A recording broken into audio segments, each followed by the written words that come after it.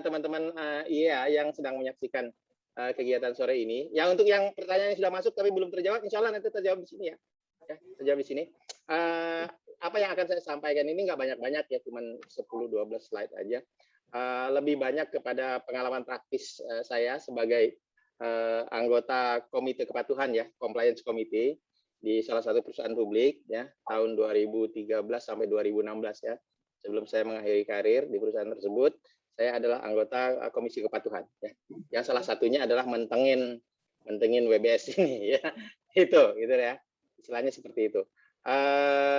Dan mohon maaf juga kiranya kalau memang ada hal-hal yang perlu saya sampaikan di sini tidak bisa begitu detail karena memang saya tidak bawa apa-apa satu benda pun ya dari perusahaan saya tersebut ya. Makanya lebih banyak teksnya gitu. Tapi insya Allah bisa dicerna ya, bisa dibayangkan apa yang saya sampaikan dari isi kepala saya yang masih ada sampai sekarang ya, ilmu-ilmu bagusnya lah yang bisa saya bagikan ke teman IAS semua.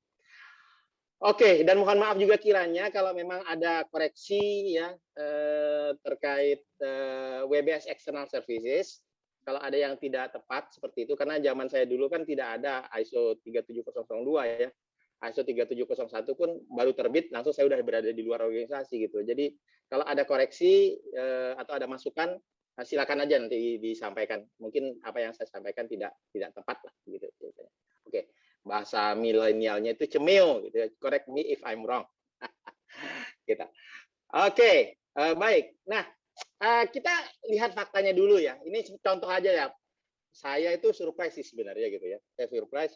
Awalnya surprise begitu saya ketik keyword whistleblowing system. Masya Allah, banyak banget ya ternyata ya whistleblowing system ya. Di instansi pendidikan ada, di instansi pemerintahan ada, even yang paling kanan tuh bukan rumah sakit, puskesmas di satu kecamatan yang ada di Kabupaten Tuban sana pun punya WBS gitu. Masya Allah, dalam hati saya senang. Ya jujur saya bilang senang. Ini yang kita bisa lihat ya bahwa oke, berarti peningkatan kepedulian untuk melaporkan pelanggaran itu sudah bagus. Sudah mulai ada gitu ya. Sudah mulai ada. Cuman pertanyaannya, tapi sekali lagi ya, ini ilustrasi aja ya, ilustrasi aja. Cuman pertanyaannya adalah apakah benar ini yang terjadi gitu loh. Apakah benar ini yang terjadi? Apakah benar ini yang diharapkan? Realisasinya seperti apa? Ini black box saya bilang, tanda tanya besar.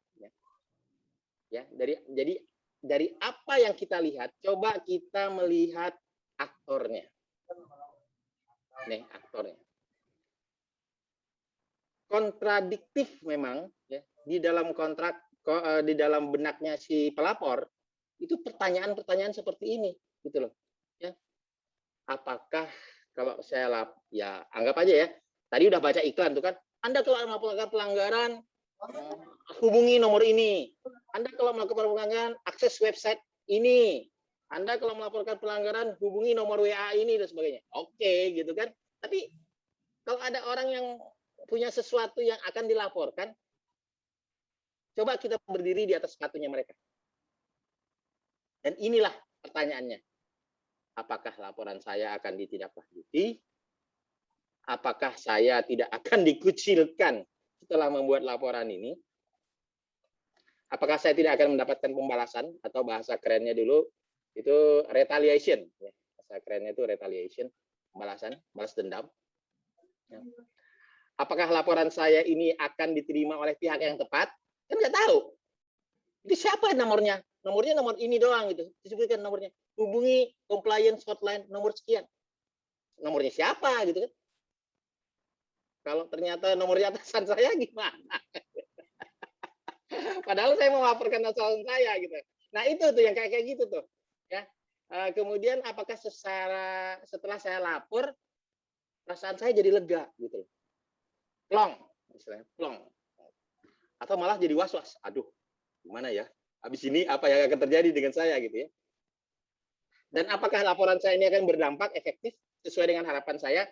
Misalnya kalau ada pelaporan orang korupsi, orang melakukan penggelapan, benar dia akan dipecat gitu kan? Atau akan berhubungan dengan kepolisian, masuk penjara? Dan yang penting lagi sebenarnya, nih, apakah identitas pribadi saya akan tetap aman setelah ini? Itu.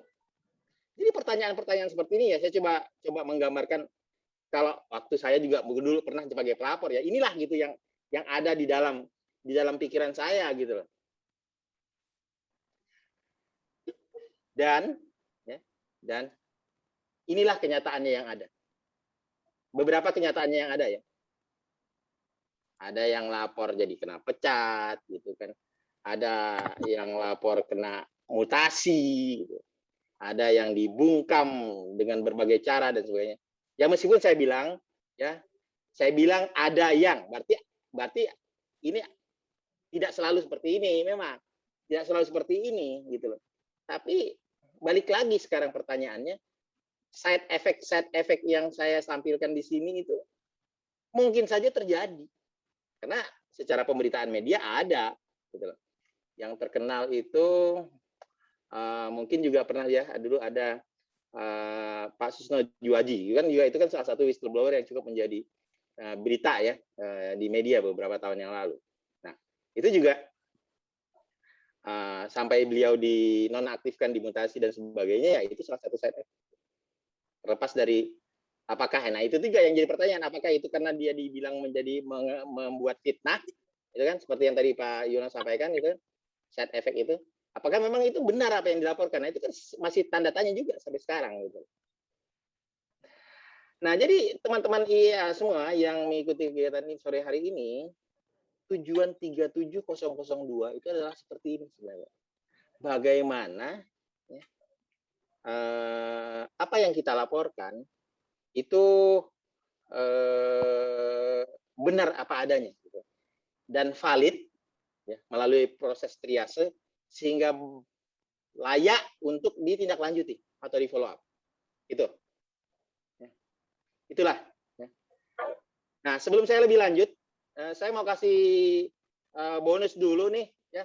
Silakan yang paling cepat tulis jawab di chat ya. Paling cepat jawab di chat ya. Pertanyaannya gampang ya. Pertanyaannya gampang. Kalau yang paling cepat dan benar nanti saya kasih bonus.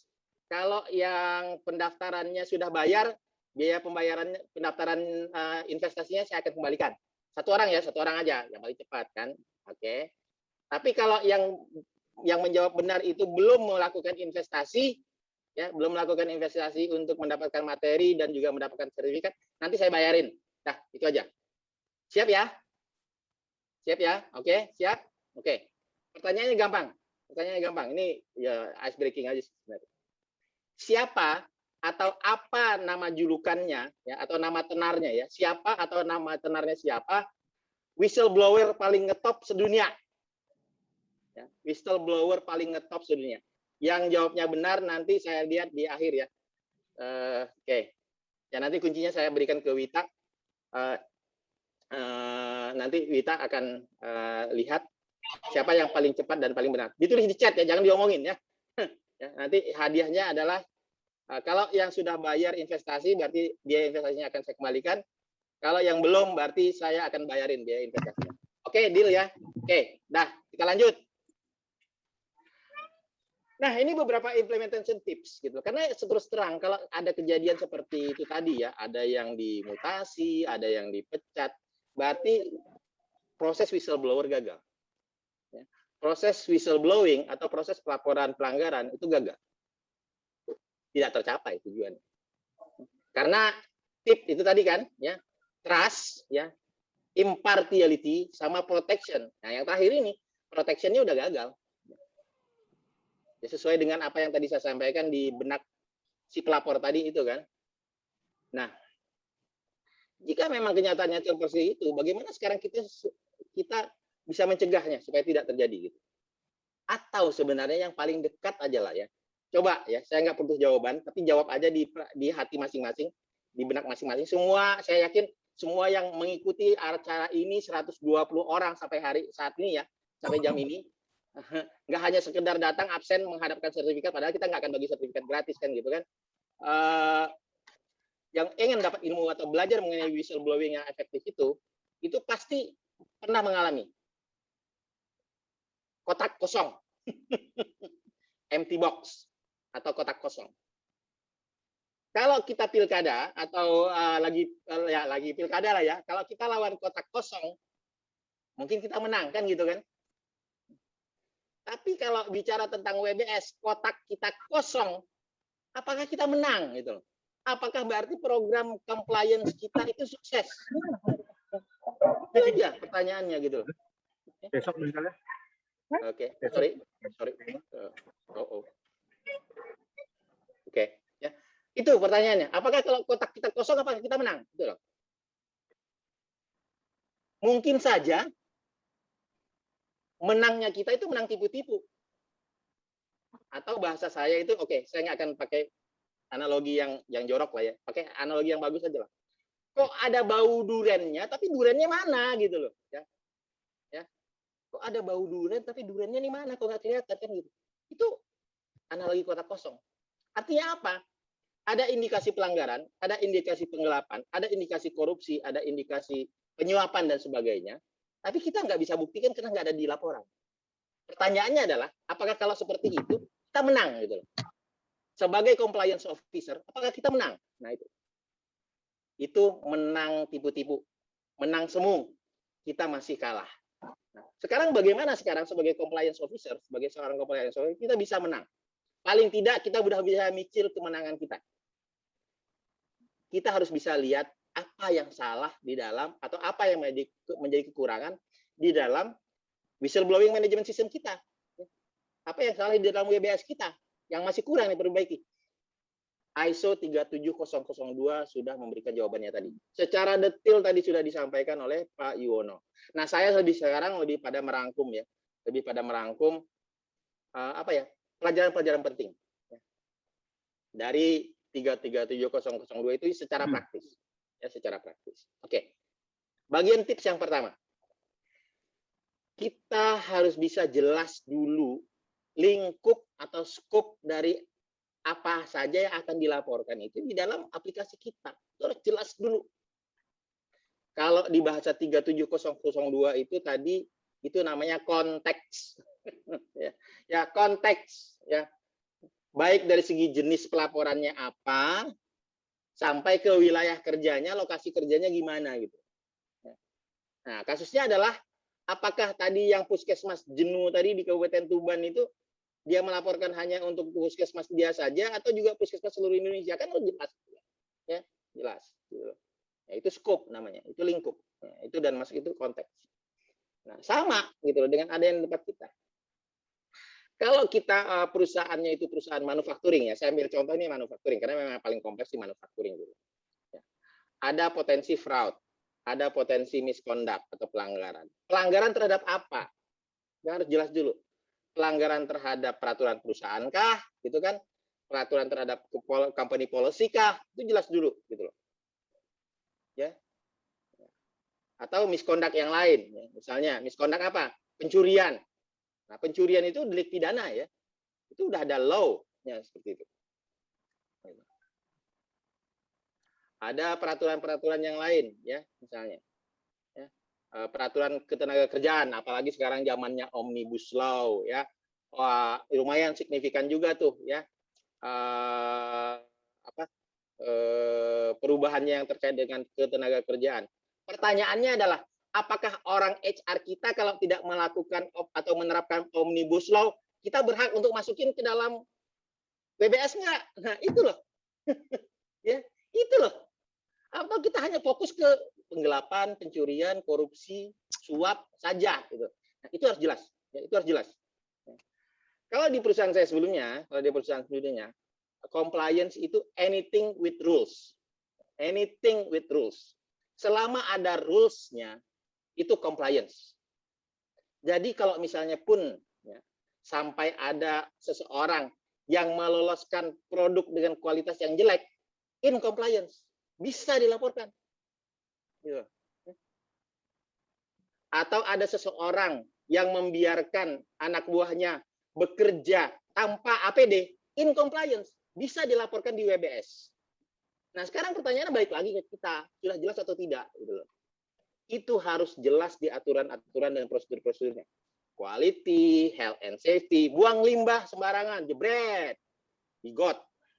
Ada yang laporin?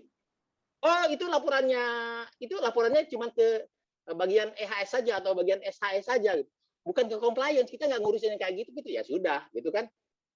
Ya berarti skop WBS kita nggak sampai ke health and safety, nggak sampai ke quality gitu. Nah itu harus jelas dulu ya, supaya ya itu tadi, daripada nggak jelas malah kotaknya jadi kosong. Nah itu poin saya gitu loh.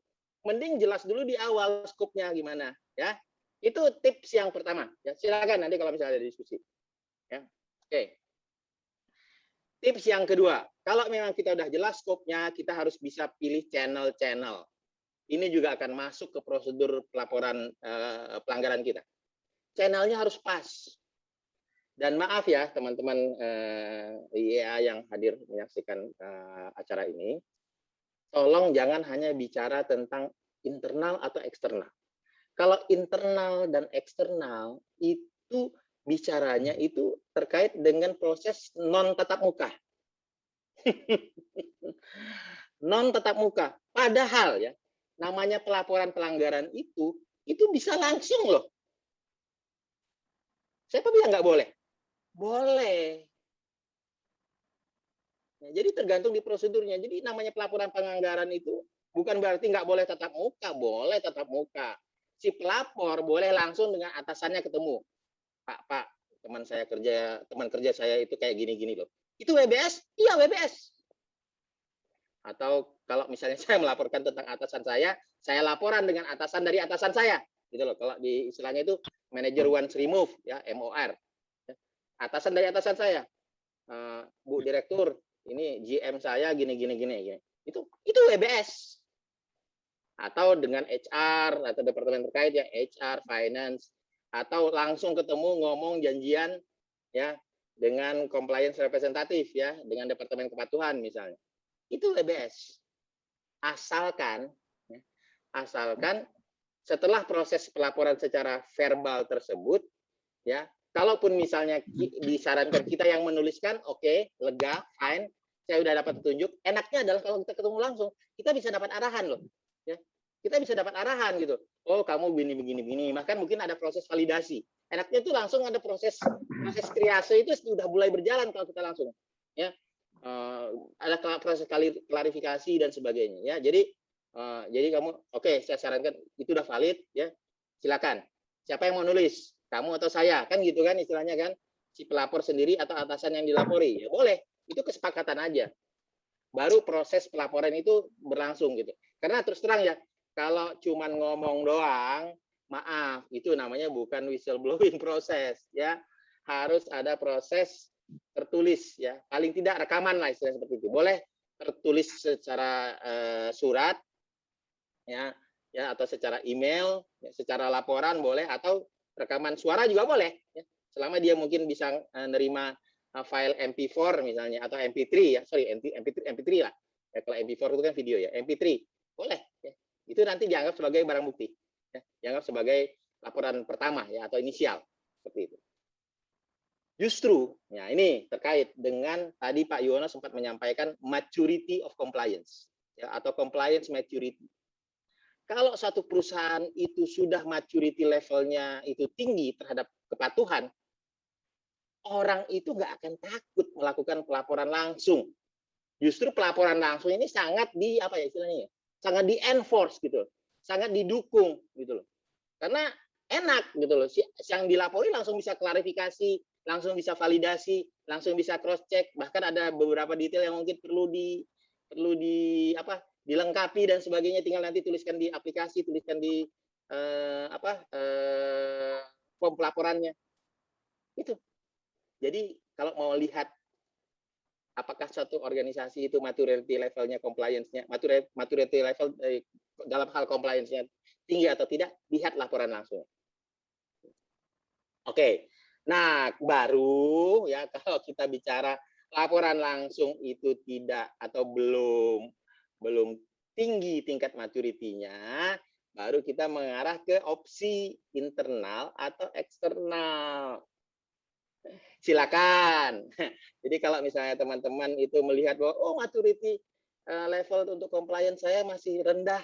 Orang masih takut laporan, orang masih takut ngomong langsung sama atasannya, ya. Takut side effect itu tadi ya, nggak secure, takut nanti ada pembalasan dan sebagainya. Ya itu internal atau eksternal. Nah, kalau internal tentu saja dengan kapasitas internal kita bisa lebih banyak pilihan sebenarnya ya. Tapi sekali lagi ya, ini berdasarkan pengalaman saya sampai tahun 2016 ya. Boleh dengan surat fisik ya, surat ya. Ada amplop, ada surat dalamnya di lem seperti itu. Baik itu dengan atau tanpa identitas. Boleh tanpa identitas. Tapi sekali lagi ya, laporan tanpa identitas itu konsekuensinya. Nah, ini yang harus dipertimbangkan oleh pelapor.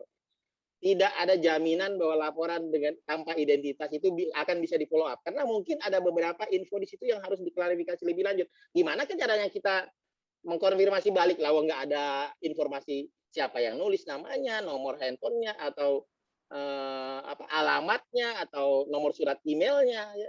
Nomor alamat emailnya segalanya nggak ada. Jadi ya harus dipikirkan. Ini juga bagian dari edukasi sebenarnya. Nanti di bagian berikutnya saya akan bicara tentang edukasi ya. Bagaimana konsekuensi kalau menulis surat tanpa identitas. Boleh, asalkan itu bukan fitnah. Itu sebagai informasi. FYI, konsekuensinya adalah mungkin tidak akan di follow up. Itu aja. Jangan berharap banyak. Kalau kita nulis surat tanpa identitas, ya dalam bahasa kerennya kan surat kaleng, itu akan di follow up. Kalau Anda memang yakin kalau laporan Anda benar, tidak fitnah, tuliskan nama, nomor kontak, ya, kalau belum alamat, nomor ID karyawan dan sebagainya. Ya. Karena Anda yakin itu benar, bukan fitnah, itu aja. Ya ingat, tadi Pak Yono sudah sampaikan 37002 itu tidak mengakomodasi untuk pelapor yang berniat buruk, ya, have a bad intention gitu loh, fitnah, enggak. Kita memang benar. Ya. Tapi kita tahu bahwa kalau ada tanpa identitas berarti masih ada insecure, ya. Tapi konsekuensinya tidak usah jangan terlalu ngarep untuk di follow up lah, gitu. Tapi bisa dikonfirmasi kok. Gitu. Itu. Bisa dengan surat elektronik, boleh. Ini juga umum ya. Kalau di eksternal boleh dengan surat elektronik. Kita boleh langsung, kalau kita tahu di situ ada bagian compliance officer. OCA ini compliance officer, dia internal auditor finance misalnya seperti itu. Dia compliance officer, atau saya kan compliance officer. Ya. Saya compliance officer untuk bidang EHSS waktu itu ya, Environment, Health, Safety, and Security. Karena di perusahaan saya EHSS itu bagian dari compliance gitu loh. Ya, saya compliance officer. Nah boleh, Pak Adit, janjian dong, nanti ketemu jam 5 sore setelah jam kerja. Bisa nggak? Saya ada sesuatu yang mau domain. Oke, no problem. Nanti compliance officer itu akan menjadi mediator. Ya. Karena itu yang paling dekat dengan area kerjanya. Ya. Sebelum kita bicara dengan compliance hotline gitu loh. Compliance hotline kan somewhere di tempat lain ya. Seperti itu bisa. Atau ya kita punya portal di intranet, kita masukkan laporan aplikasi intranet. Yang lebih terbatas memang, dan ini tantangannya nanti kita lihat di slide berikutnya, eksternal. Eksternal itu pengalaman saya itu masih terbatas persepsi saya pada seperti kayak call center gitu. Dan ini juga sebenarnya tantangan sih. Nanti di tips ketiga nanti akan kita lihat seperti apa sih tantangannya. Jadi mereka cuma nampung ya. Eksternal itu nampung surat elektronik atau email, atau bisa juga pesan suara boleh lewat telepon, nanti direkam seperti itu ke compliance hotline-nya. Compliance hotline-nya pun juga sebenarnya bukan orang perusahaan kita, itu perusahaan orang luar gitu kan. Dan juga bisa juga ngisi ya lewat portalnya aplikasi internet ya, bukan internet karena biasanya oleh karena itu memang harus punya koneksi internet ya. Kita tahu alamat websitenya ya, kita isikan di situ laporan kita. Tips yang ketiga, saya bagi 3 tips ya. Setelah kita tahu scope, kita tahu channel yang akan kita pakai, kemudian kita pilih teknik komunikasinya. Teknik komunikasi. Teknik komunikasi itu terutama ke stakeholder. Ya. Ya. Terutama ini untuk klausul yang 7.4. Mengapa? Karena kelemahan kita, kegagalan kita kalah lawan kotak kosong itu adalah di sini. Kita tidak bisa merancang satu strategi komunikasi yang tepat. Apakah itu terkait tentang komunikasi massal internal, komunikasi internal bertarget ya, atau kelompok target yang internal, bukan massal ya, tapi kelompok target, atau ini adalah komunikasi massal eksternal. Gitu. Coba kita lihat. Untuk komunikasi massal internal itu tadi dari awal Pak Yuwono sudah sebutkan. Tone from the top. Suara komitmen dari manajemen. Manajemen itu atau top manajemen itu harus berani pasang badan. Pasang badan kalau bisa itu di video, bentuk video. Ya oke lah, pasang foto oke lah. Ya saya pernah datang di beberapa perusahaan BUMN, langsung tuh ya presiden direkturnya BUMN tersebut ada di video. Saya sangat mendukung sekali penerapan WBS. Tidak akan ada balas dendam. Semua laporan akan dikelola secara rahasia. Identitas pelapor akan kami jaga. Ngomong gitu. Dan saya, nah ini yang penting nih sebenarnya nih. Saya akan menjadi contoh kepatuhan di perusahaan kita. Nah itu gitu loh. Kalau si top manajemen sudah berani pasang badan gitu, apalagi bentuknya video ya. Ya, kalau cuma spanduk di majalah kan nggak bisa kelihatan, itu kan ekspresinya kan nggak kelihatan. Tapi kalau dia bisa pasang di internal TV, dia pasang di website intranet gitu ya, komitmen presiden direktur PT X BUMN ini bla bla bla bla bla di situ. Nih, saya boleh nih acung jempol 2. Cuman pertanyaannya adalah apakah semua perusahaan BUMN seperti itu gitu loh. Kembali ke masing-masing. Ya. Apakah semua pelaksana WBS itu seperti itu? Ya kita lihat aja tadi di awal. Kita nggak tahu itu siapa sih. Laporan Anda akan kami jaga kerahasiaan. Siapa sih yang ngomong? Jangan-jangan cuman ya maaf ya, Kroco Mumet si compliance officer yang under pressure-nya dari top manajemennya supaya ayo kampanye supaya WBK kita dapat poin nih. WBK kita dapat poin nih di poinnya WBS misalnya seperti itu ya. Nanti kalau ada penilaian kita udah ada kampanye kayak gitu. Bagus sih saya bilang kalau hanya sekedar memenuhi syarat, tapi ya saya bilang kalah sama kotak kosong kan gitu. Oke. Yang lain-lain ya, banner elektronik ya di intranet, kemudian ada tautan ke prosedur pelaporan.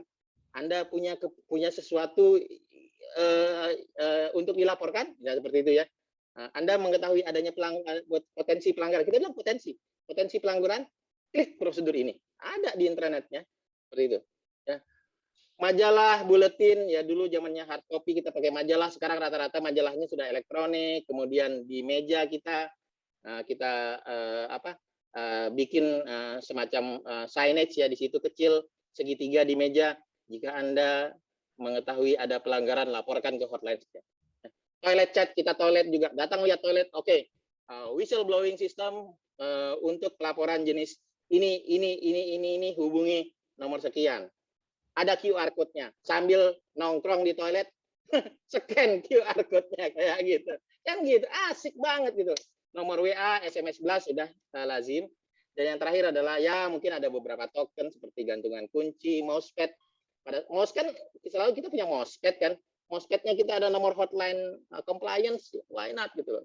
Bagikan ke karyawan kayak gitu. Ya atau karyawan yang menang kuis dikasih hadiah seperti itu. Jadi itu bentuk komunikasi massa yang harus kita bangun.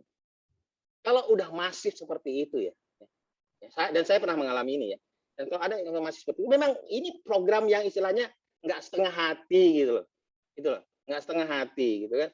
Ya tinggal nanti kalau top manajemennya sudah pasang badan, nggaklah dia yang terima laporan sendiri kan. Nah tinggal bagaimana dia memperdayakan anggota timnya kan gitu. Itu. Nah bedakan dengan kelompok target. Oke.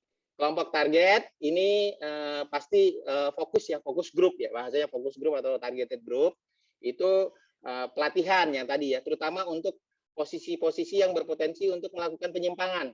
Ya, kalau di 37001 itu kan kita tahu ada bribery risk assessment ya, dan di situ pasti ada pihak-pihak yang sering berhubungan dengan pihak eksternal, ya, salesman, purchasing, ya, CSR. Kemudian corporate affair, ya banyak lah gitu, yang sering-sering ketemu sama orang luar. Ya. Nah misalnya kayak gitu, atau yang ketemu sama orang dalam tapi punya kuasa, HR kayak gitu, yang bertanggung jawab untuk melakukan promosi dan sebagainya. Itu lawan-lawan pelanggaran ya, posisi lawan pelanggaran. HR yang melakukan rekrutmen, HR yang melakukan promosi dan segala macam ya. Nah, itu kan rawan konflik kepentingan tuh. Nah, itu kita bilang sebagai kelompok target. Mereka harus melakukan self watching istilahnya ya. Melakukan apa ya? Istilahnya itu jaga sendiri gitu loh, jagain sendiri. Teman jagain teman gitu loh. Nah, itu harus bisa melakukan itu. Kalau compliance levelnya, maturity levelnya udah tinggi, teman jagain teman. Ya jangan sampai teman kita melakukan kesalahan nggak ada yang ngikutin. Sebelum dia masuk ke laporan pelanggaran, ingetin dulu secara, kalau bahasa di agama saya itu, di agama Islam itu namanya watawasobil haq, watawasobis sober gitu. Jadi saling menasihati dalam kebenaran dan saling menasihati dalam kesabaran. Nah, itu dia gitu kuncinya, saling jaga gitu loh. Kamu kok kayak gini diterima sih, padahal IP-nya kan kecil gitu, nggak boleh kayak gitu. Ingetin dulu. Tapi kalau masih bandel juga, suka-suka saya lah kayak gitu. Ya udah, laporin aja, ya kan. Nah itu dia yang apa istilahnya,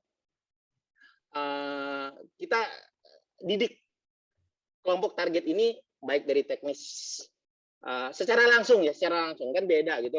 Kalau massal tadi kan cuma searah ya, lewat intranet, lewat online dan segala macam. Tapi khusus untuk kelompok target ini kita bawa mereka ke ruang training, bagaimana caranya mengetahui pelanggaran, kemudian bagaimana melaporkan, bagaimana sih laporan yang benar seperti itu, lengkap subjek, predikat, objeknya dan segala macam.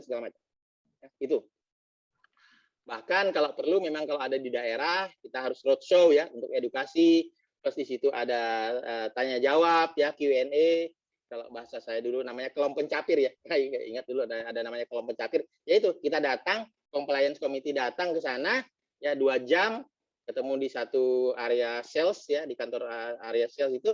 Ya kita tanya jawab di situ tentang compliance. Ya. Mau tanya tentang safety boleh, mau tanya tentang potensi penggelapan boleh, mau tanya tentang bagaimana berkendara dengan aman juga boleh, bagaimana menjaga kualitas juga boleh. Karena semuanya itu paketnya itu paket compliance gitu. Itu. Yang jelas kalau di komite kepatuhan kita rutin ya 3 bulan sekali, setiap 3 bulan kita meeting. Ya, kita meeting selain melaporkan progres dari proyek program compliance di masing-masing area, kita juga lihat statistik pelanggaran. Tapi anonimus tetap ya, anonimus tetap. Dan ini sebenarnya bagian dari komunikasi feedback juga. Oh, ternyata ada yang menghilangkan atau merusak aset perusahaan, misalnya seperti itu. Oh, sudah di follow up. Oh, sudah selesai gitu. Ya, meskipun kita juga nggak perlu tahu detailnya ya. Apakah selesai itu yang bersangkutan dapat surat peringatan 1, surat peringatan 2, atau mungkin sampai di PHK gitu.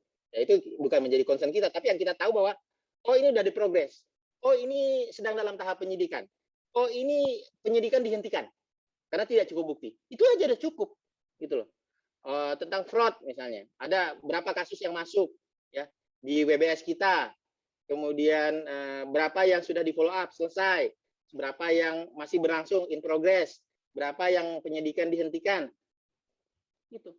Itu di rapat compliance committee, ya, rapat di komisi kepatuhan, dan juga data itu yang dilaporkan ke manajemen puncak. Dan tentu saja kalau manajemen puncak sih ya dia boleh ya tahu gitu kan, ini diapain, siapa sih orangnya departemen apa sih, orang direktorat apa sih gitu.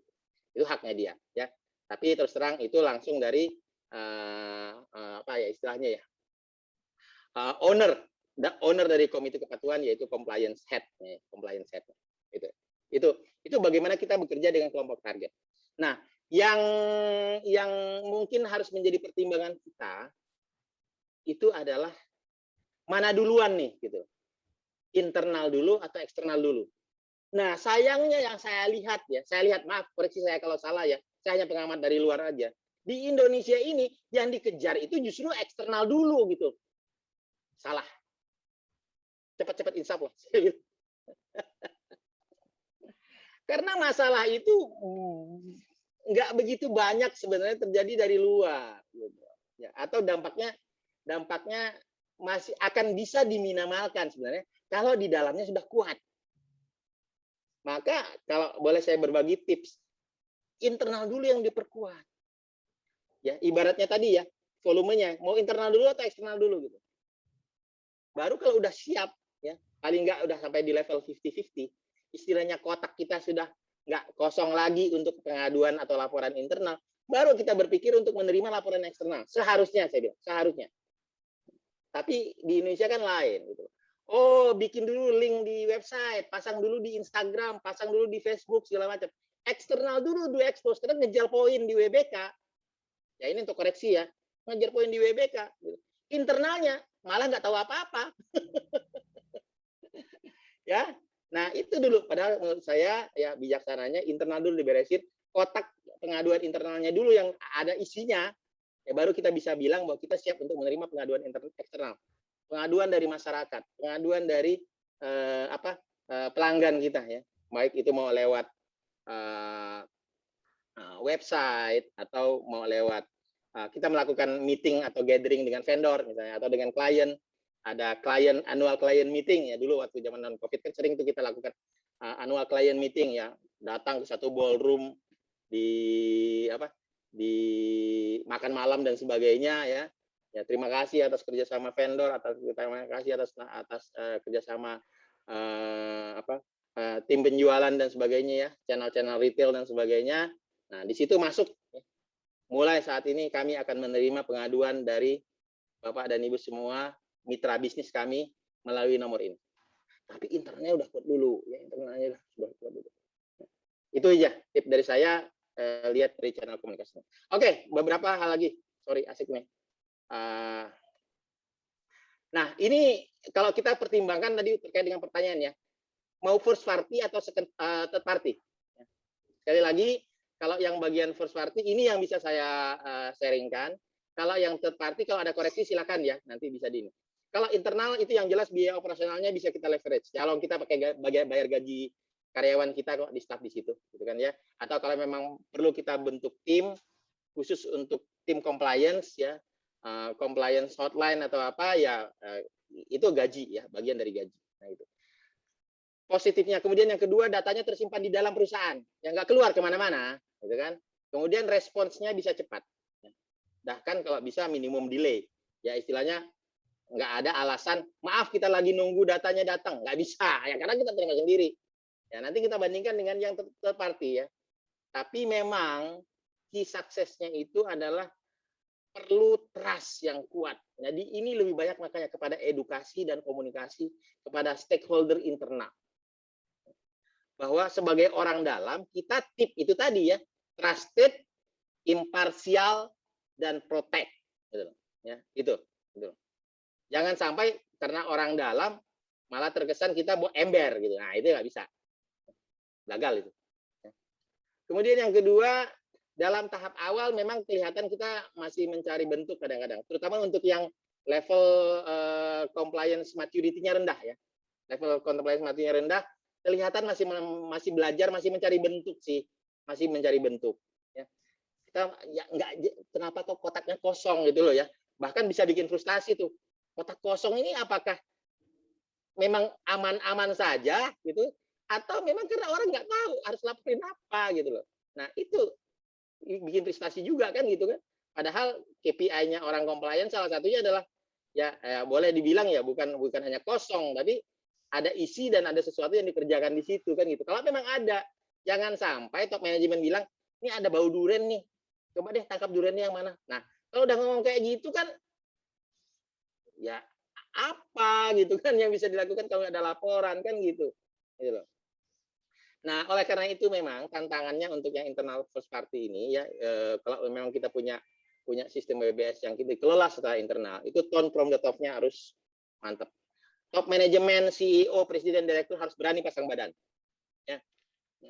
Kalau sudah dia berani pasang badan, sudah berani di shoot, sudah berani diambil videonya, tampilkan kan gitu kan. Tinggal kita lihat proses komunikasinya, apakah ini nanti komunikasinya massal atau komunikasinya targeted atau grup gitu loh. Dan di isi materi dari top manajemen itu harus menyampaikan perlindungan kerahasiaan, perlindungan identitas pelapor, dan tanpa pembalasan. Itu 3 poin itu utama aja untuk menjawab kekhawatiran yang tadi disampaikan oleh si pelapor tadi itu di bagian slide yang pertama kan gitu. Dan yang penting juga itu adalah follow up yang terbaca. Terbaca itu dalam tanda kutip itu bukan harus selalu dilaporin ya. uh, uh, Mr. A pelapor, laporan Anda sudah sampai di sini nggak? Laporannya sampai situ ya. Nggak perlu juga seperti itu gitu loh. Itu ekstrimnya ya. Tapi bisa jadi lihat loh, kok yang saya lapor ini di daftar karyawan udah nggak ada ya? Kok dia sudah mengadukan pengunduran diri ya? Nah, berarti itu kan sebenarnya indikasi yang efektif gitu.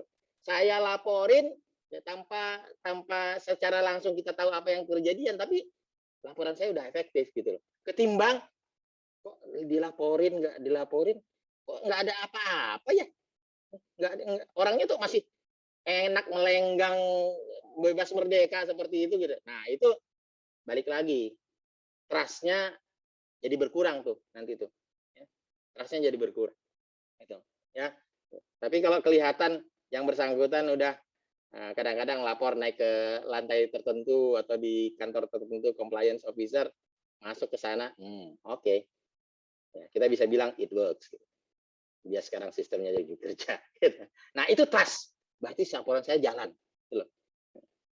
Tapi balik lagi ya, compliance maturity-nya ada tinggi. Oke, lanjut. Nah kalau yang third party, ya maaf ya saya ambil beberapa contoh di sini ya. Di samping saya tahu ada beberapa yang juga third party yang bekerja secara nasional ya di Indonesia sendiri. Bayarannya nggak perlu pakai dolar ya, pakai rupiah. Tapi ini cuma contoh aja ya.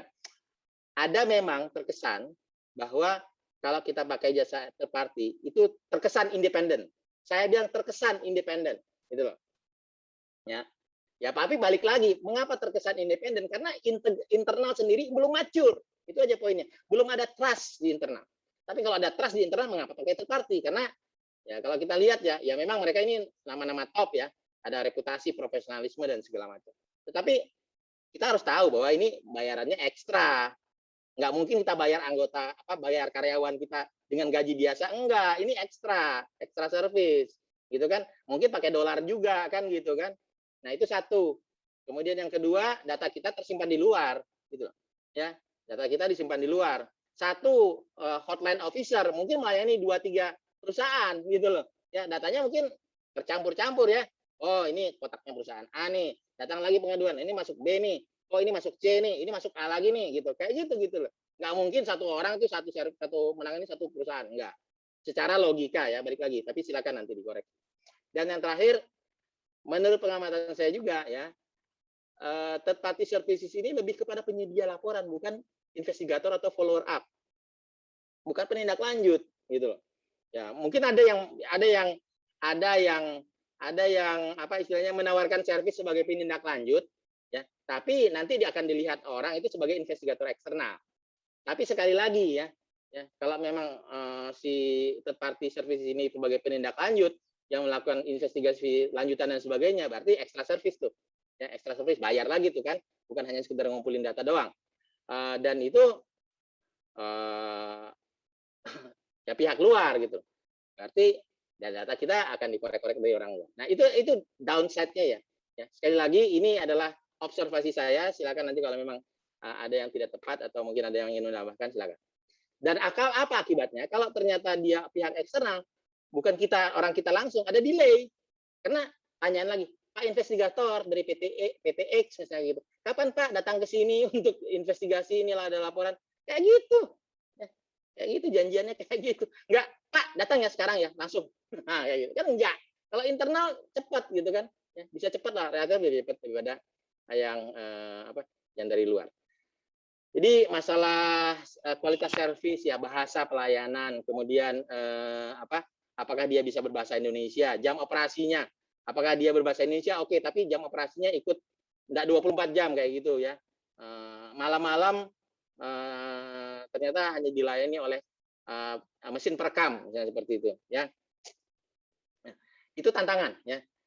Ya tantangan berikutnya adalah bagaimana membuat kesan itu orang itu berada di dalam tapi tetap bisa menjaga independensi dan tidak berpihak, dan speed to response ya, speed and quality to response.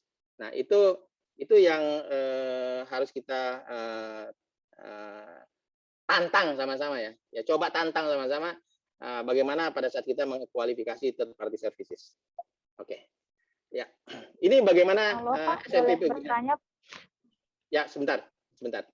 Nanti yang bertanya itu diatur oleh moderator ya, Pak Yuwono ya, moderator Pak Yuwono. Oke, ini adalah step by step-nya. Ini udah jam, padahal masih ada 2 slide lagi ya. Oke, bagaimana membuat sistem pelaporan itu sukses? Jadi si pelapor itu pertama pada saat dia melakukan initial contact, dia harus punya channel yang cukup, pilihan yang cukup.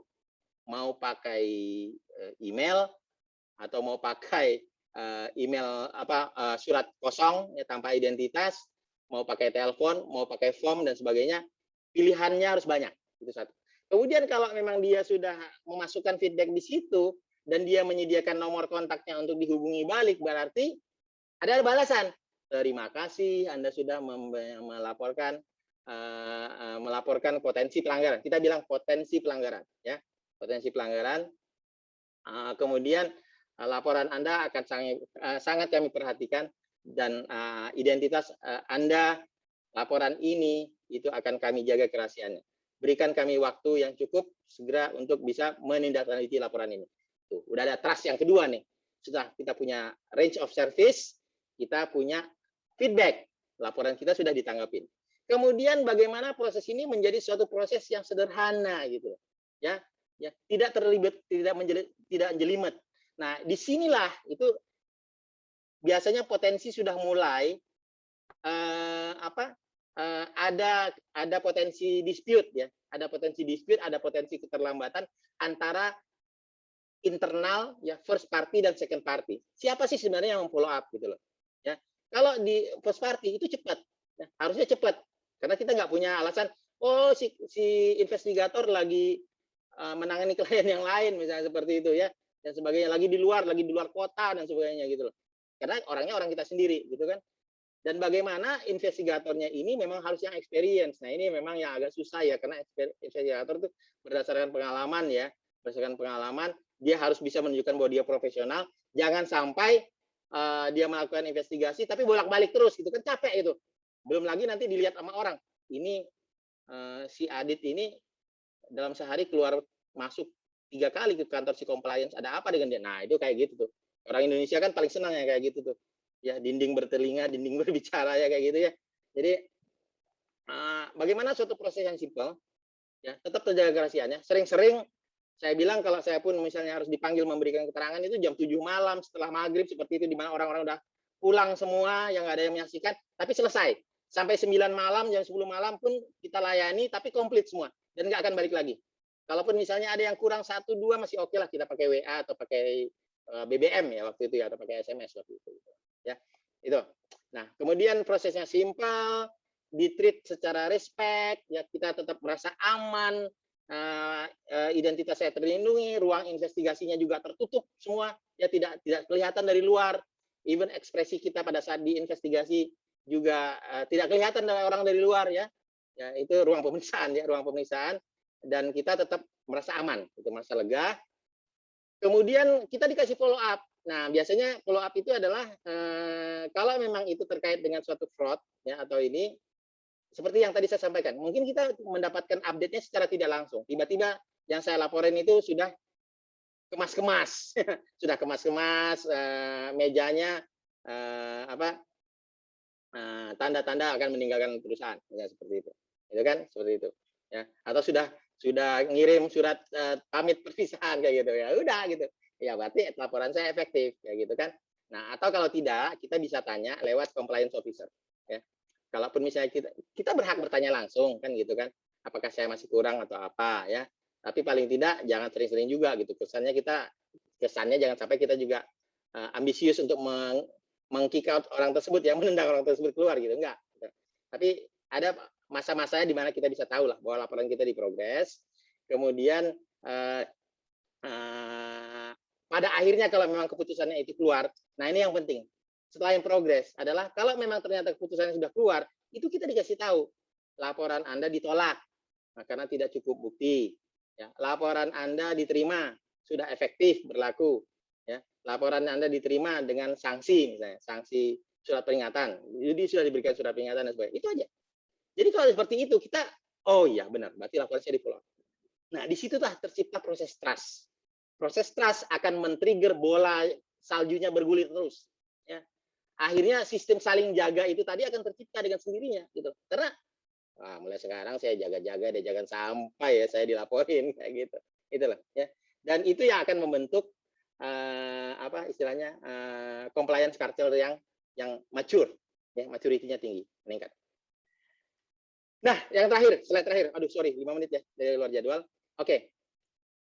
Saya bilang di antara tips itu tadi ya, trust, impartiality, dan juga protection.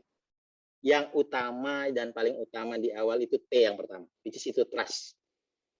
Trust itu kalau saya pakai istilah saya sendiri itu adalah throne from the top. Harus ada top manajemen yang berani pasang badan. Reliable berarti servisnya cepat, ya, layak dipercaya. Terlepas dari masalah apakah dia mau internal atau mau eksternal ya. Kuncinya adalah lebih kepada maturity level. Ya. Kemudian media pelaporannya itu user friendly. Pakai WA bisa, pakai email bisa, pakai aplikasi bisa, pakai SMS bisa, pakai WA bisa, pakai surat kaleng pun bisa mungkin. Ya, kalau memang, tapi asal kan dia sudah tahu, kasih tahu di awal ya konsekuensinya. Surat kaleng tidak mungkin langsung di follow up, atau tidak mungkin hanya sebagai informasi, ya, tidak bisa ditindaklanjuti karena tidak ada. Itu dari kita janjian dari awal. Scope clarity, jelas apa yang mau dilaporkan. Yang terakhir adalah time response-nya. Jangan dipendam terlalu lama itu laporan. Ya, masuk ke kotak ya, 3 hari, seminggu, sebulan nggak dibuka-buka itu laporan. Ya sudahlah, hilanglah kepercayaan. Ya. Tetapi kalau 3 hari kemudian itu udah ada balasan, terima kasih atas laporan Anda. Kami sangat peduli terhadap laporan Anda. Laporan Anda akan kami perhatikan dan akan kami tindak lanjuti. Dan informasi identitas Anda ya akan tetap kami jaga. Itu. Saya dari situ aja, Pak Yuwono. Saya yakin teman-teman semua pengen tahu banyak tentang bagaimana implementasi ini. Tapi apa boleh buat ya, kita harus pindah ke sesi tanya jawab. Saya kembalikan ke Pak Yuwono untuk